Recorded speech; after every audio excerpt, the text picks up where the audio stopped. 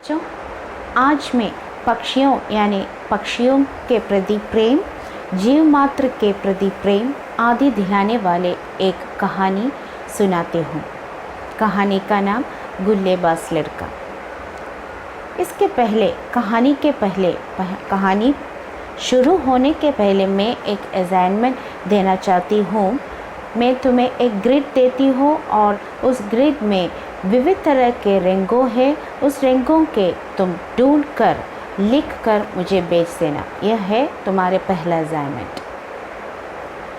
इस कहानी के कहानीकार यानी लेखक का नाम भीष्म साहनी है। भीष्म साहनी का जन्म 1915 में हुआ। उनका जन्म स्थान पाकिस्तान के रावलपिंडी नामक शहर में था। उनकी शिक्षा हिंदी और संस्कृत में उनके घर में हुई। वह अपनी आजीविका अध्यापन से किया।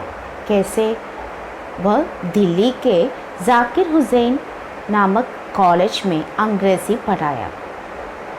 उसके प्रसिद्ध कृतियाँ खड़िया, वसंती, तमस आदि है। तमस को उसको साहित्य अकादमी अवार्ड मिला है। उनके एक प्रसिद्ध कृतियों में से एक है गुल्लेबाज लड़का। हमारे कहानी का नाम क्या है? गुल्लेबाज लड़का। इस कहानी में लेखक अपने सहपाठी बोधराज के बारे में बताया गया है। बोधराज एक बदतमीज़ लड़का था। वो औरों को और दूसरे बच्चों को कष्ट नष्ट पहुंचाते थे। उसके हाथ में सदा गुल्लेल था। जब वो पक्षियों के चींची सुनते तो वो पेड़ में चढ़कर घोंसलों को वहाँ के घोंसले को तोड़ फोड़ कर उस घोंसले में रखे अंडे को निकाल कर उस घोंसले को तोड़ फोड़ करते। ऐसा करने से उसे चैन नहीं मिलता। ऐसा करने से हमारे लेखक के माँ उसे राक्षस कहकर पुकारते थे। सभी बच्चों से डरते थे उसके यह काम होने से। ये बोधराज अपने जेब में तरह तरह के चीज़ें रखे थे और उस चीज़ों से औरों को डराते थे और बच्चों को डराते थे। बोधराज कभी कभी किस्से कहानियाँ सुनाते थे और लेखक और अन्य सहपाठियों में यह सुनकर बैठते थे। इसी तरह एक दिन लेखक के पिताजी की तरक्की क्या है? प्रमोशन हुई और वे एक और बड़े घर में जाकर रहना शुरू किया। उस घर के पीछे एक गोदाम था। उस गोदाम में कबूतरों के ढेर थे। उस कबूतरों के ढेर उसे तकलीफ़ करते। उसके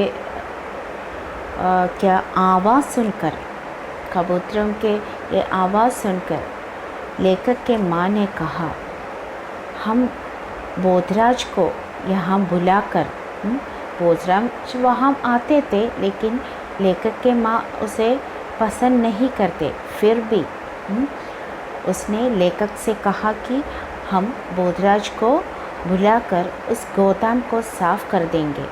तब लेखक ने अपने माँ से पूछा, तुम क्यों ऐसे कहते हैं?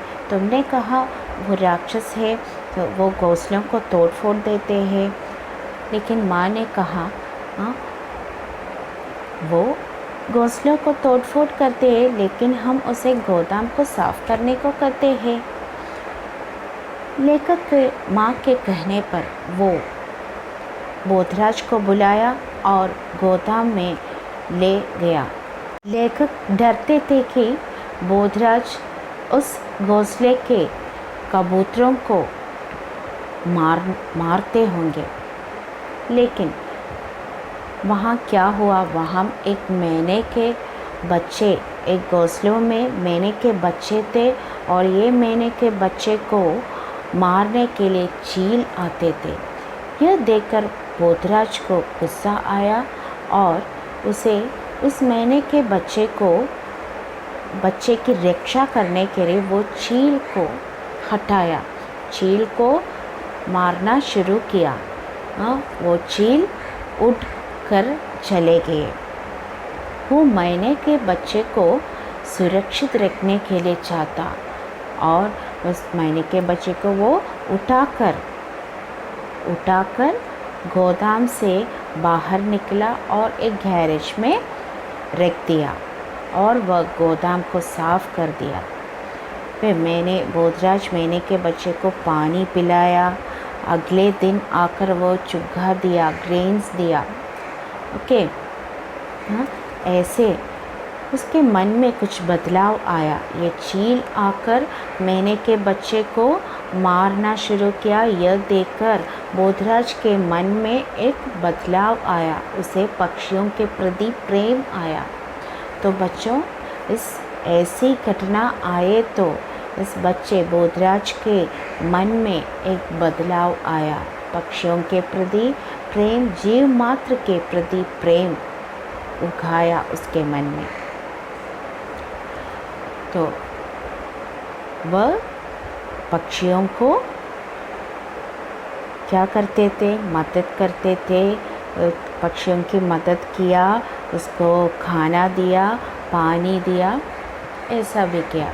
तो बच्चों, मुझे लगता है तुम सबको यह कहानी पसंद आया। इतना ही है इस कहानी। अगले मैं एक और भी असाइनमेंट तुम्हें देती हूँ। ऐसी तरह पक्षियों के प्रति प्रेम, एक कहानी ढूंढकर मुझे प्रस्तुत करना है। लाइव क्लास में तुम्हें प्रस्तुत करना है पक्षियों के प्रति प्रेम। ये लर्निंग ऑब्जेक्टिव होना है, पक्षियों के प्रति प्रेम। और एक कहानी तुम्हें प्रस्तुत करना है। आज का क्लास इतना ही है। धन्यवाद।